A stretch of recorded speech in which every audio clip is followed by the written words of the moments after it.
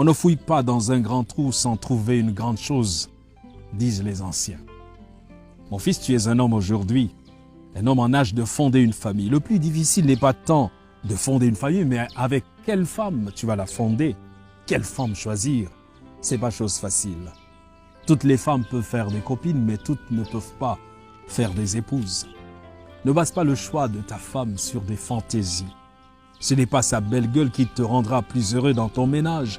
Choisis-la pour sa fierté, son intégrité et sa soumission. Le respect que ta femme aura pour toi dépend du respect qu'elle se porte à elle-même. Car si ton épouse ne te respecte pas, la société ne te respectera pas. Mon aïeul disait d'ailleurs que l'honneur d'un homme sommeille entre les pieds de sa femme.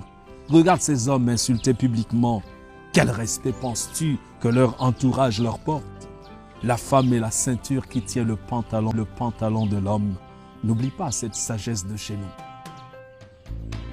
La plus grande partie de l'éducation des enfants est inculquée par leur mère.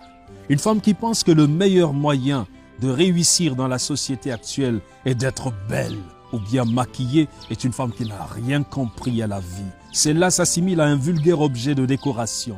Fais donc attention à cela, car ce qu'elle pense, elle l'inculquera à tes enfants. Si tu demandes à un chien d'élever ton enfant, n'étonne pas de ce que cet enfant marche à quatre pattes. C'est ce que m'a souvent dit ta grand-mère. Ton épouse doit apprendre à tes enfants la crainte de Dieu, le sens de l'effort et le travail. La réussite sociale d'une femme n'est plus d'épouser un homme qui a réussi dans la société. On ne courtise pas sa future femme comme on le fait pour une copine. Emmène-la chez les tiens, passer quelques jours. Tu pourras voir si elle sait s'occuper d'un toit et surtout cuisiner. C'est primordial. D'où l'importance de privilégier les rendez-vous à la maison plutôt que dans les restaurants. Un repas concocté par ton épouse vaut mieux qu'un plat de restaurant.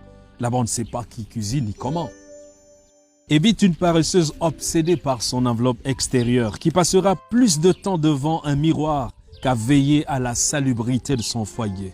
Pour savoir quel type de bosseuse est une femme, regarde ses ongles.